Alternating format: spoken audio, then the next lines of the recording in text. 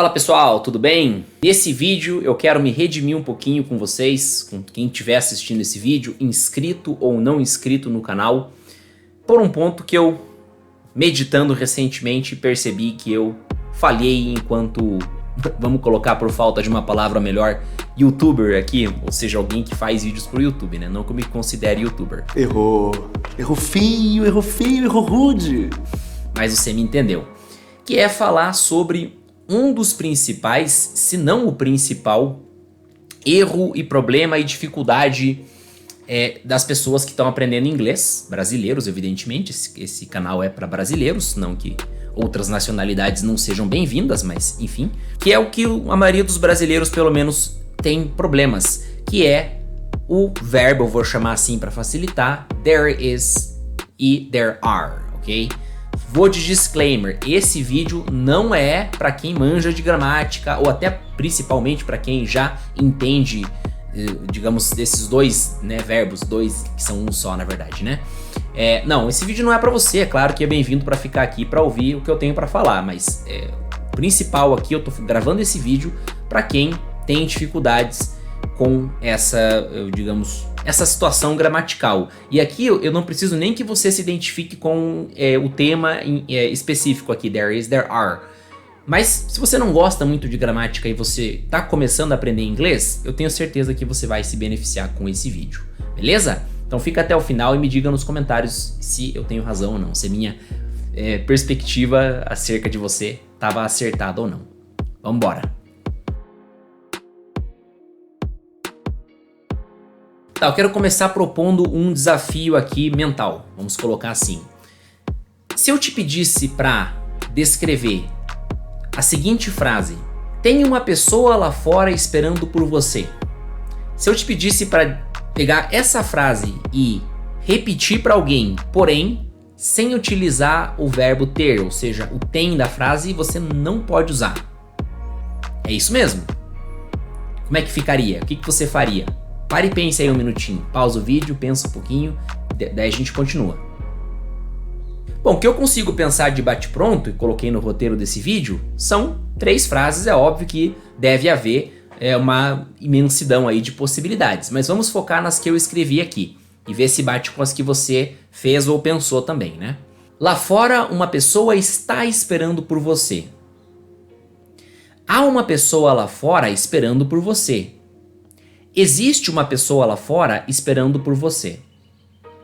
Bom, analisando essas frases, as que eu fiz, aí você analisa as que você fez também aí e pensa a respeito, mas a gente percebe que ficam um pouquinho estranhas as frases, né, para falar o mínimo. Repito que eu tô falando com pessoas que não são fãs de gramática, etc, etc, beleza? Por que ficam estranhas? Bom, primeiramente porque na primeira que eu coloquei aqui, eu apenas descrevi a situação, né, eu indiquei o lugar e indiquei o que o sujeito está fazendo. É uma forma de comunicação? Mas não é digamos, a ideal, porque eu não apontei a existência de um sujeito, nesse caso, uma pessoa lá fora querendo falar comigo, né?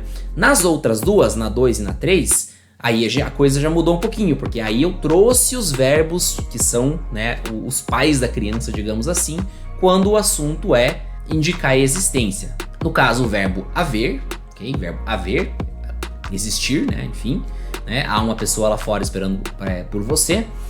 E no terceiro, o próprio verbo existir. Repito, os pais da criança na língua portuguesa quando o assunto é existência. Existir e haver. Porém, e aqui que é o pulo do gato, e aqui que você deve prestar atenção, redobrar a sua atenção para esse vídeo, a gente não costuma utilizar muito isso na linguagem do dia a dia em português.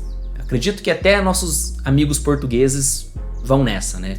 Utilizam bastante o verbo ter para indicar a existência. Não tem nada de errado com isso, não estou propondo que você pare de falar isso em português e comece a falar só haver e existir, é claro que não. Porém, você não pode ignorar o fato de que isso vai te atrapalhar na hora de aprender, na hora de, mais do que aprender, internalizar a informação de que em inglês a indicação de existência das coisas ou pessoas nas frases se dá de outra forma. Ou seja, não vai demorar muito, se você está estudando inglês ou vai começar, não demora muito para você aprender que o verbo ter é o verbo have. E nosso cérebro é excelente em fazer conexões, quando você dá por si, você está usando o verbo have para indicar existências em inglês, quando isso, como diria o Padre Quevedo, não existe. Isso foi horrível. Então, o resumo é isso. Se você não gosta de gramática, ou seja, se você é um aluno relativamente normal, um ser humano relativamente normal, um brasileiro relativamente normal, é importante você, neste comecinho, enquanto você está absorvendo esse conhecimento, eu já vou falar mais de como você vai absorver esse conhecimento de fato, é importante você extirpar o verbo ter no sentido de existir, ok? E como é que você faz isso? Praticando em inglês com os verbos corretos. É claro, e aqui eu chego no tema gramatical principal, sem falar de gramática, mas é um tema gramatical, que são os verbos there is, there are. Tô falando verbos no plural, eles são os mesmos, ok? Mas aqui eu vou falar para quem não gosta de gramática, para facilitar a tua vida aí do outro lado. Eu tenho aula aqui no canal, uma aula ou até mais de uma, não me lembro agora, sobre esse tema com mais detalhes, ok? Eu não lembro agora de cabeça qual é, mas na edição eu vou colocar aqui na ponta do meu dedo. Então sugiro que você, acabando esse vídeo, vá direto para este ou para qualquer outro, mas que fale do tema de forma mais aprofundada. Combinado? Então, resumão do resumão, ok? O básico do básico. There is, né? Ou there is not, se for negação, né? Se for não há, né? Enfim.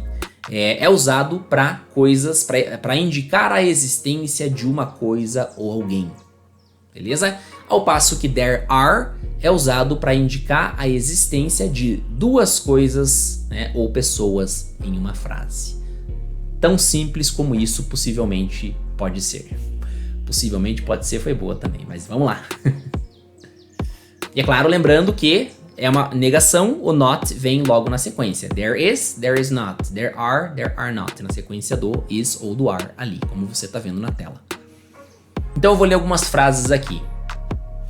There's somebody out there waiting for you. There's something in my soup. There are many people in this place. There isn't time for this. There aren't trees in this property. Então perceba que quando você vai lendo, e eu coloco a tradução de cada frase respectivamente aqui na tela, para você visualizar essa imagem, de que em todas essas frases a gente está fazendo a indicação de existência. Né? There's somebody, né? Há alguém. There's something, há algo. E aqui eu até reitero, no começo, depois que você já estiver manjando dos Paranauê, fica tranquilo, faz do jeito que você quiser. Mas nesse começo é fundamental que você traduza o there is, ou até mesmo o there are, porque em português nas duas formas a gente vai ter a, né? Como o verbo haver, ou seja, a, beleza? Ou até mesmo o verbo existir, mas o verbo existir ele fica um pouco mais estranho, né? Então eu prefiro que você se mantenha, né, aí dentro do radar do verbo haver. Então, há alguém, né, traduzindo a primeira frase, há alguém lá fora esperando por você. There's something in my soup, há algo em minha sopa. E por aí vai. Eu sei que fica estranho, mas é a melhor forma de você, melhor dizendo, aluno que está começando ou que tem dificuldade propriamente dito com este tópico, não deixar, digamos, o verbo ter, entre aspas, contaminar a sua cabeça nesse momento. Porque sim, como se trata de algo que existe em português e não existe em inglês, é algo, é claro, que vai atrapalhar o teu inglês, evidentemente. O oposto também existe, tá? Se vocês quiserem mais vídeos sobre esse tema, né, sobre o oposto, coisas que se falam em inglês e não se falam em português, aí a gente vai talvez ter algum problema, né?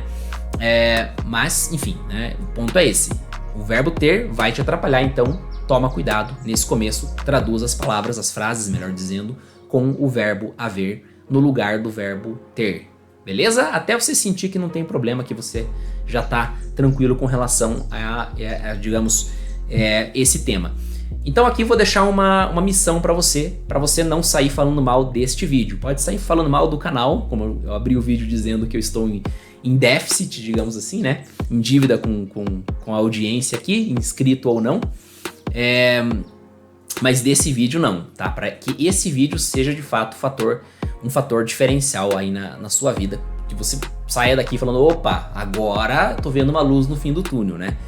Que é a mão na massa, evidentemente, né? Não vai achar que você vai aprender inglês aí só na tranquilidade. Não, alguma dose de sacrifício ou muito sacrifício, se você for uma pessoa normal como eu, vai estar esperando por você em algum momento nessa jornada, ok? Preciso te falar isso.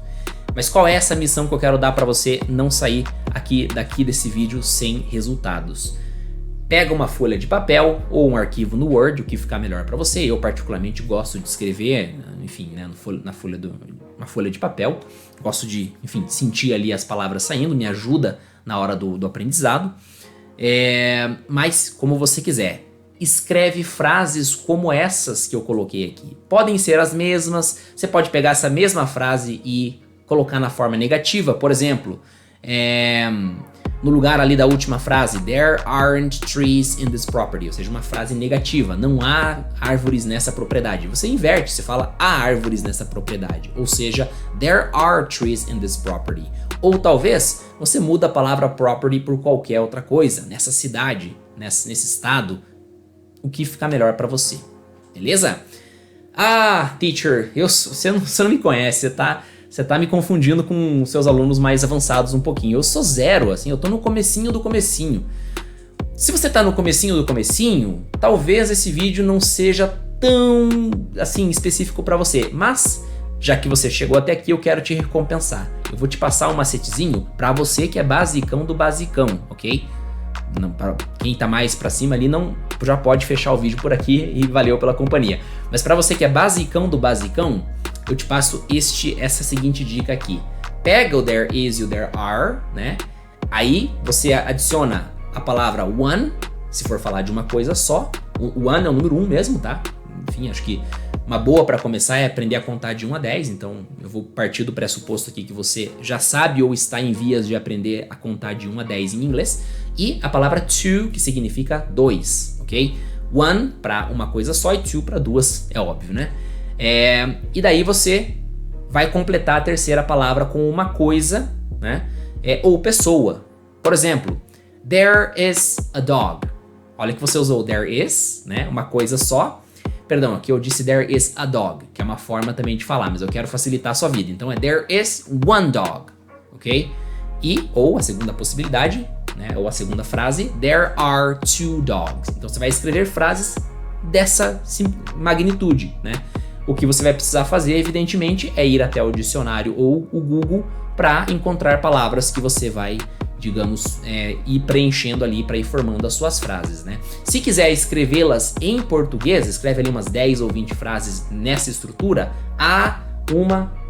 qualquer coisa, ou né, nesse caso em português, ou duas tais coisas, né? E depois você traduz, beleza, já é um começo para você ir, né, adquirindo vocabulário, né? Não há hora para você aprender vocabulário. Desde o momento que você decide que vai aprender inglês, já é fundamental você já, digamos, ir acumulando palavras aí que, enfim, né, de uma forma ou de outra você vai utilizar mais cedo ou mais tarde. Eu só sugiro que você procure palavras úteis mesmo, né? Cachorro é uma delas, dog, né? Depois de cachorro, gato, casa, entendeu? Então vai nessa pegada que vai dar boa. É isso por esse vídeo, espero ter me redimido com você e até o próximo vídeo. Valeu!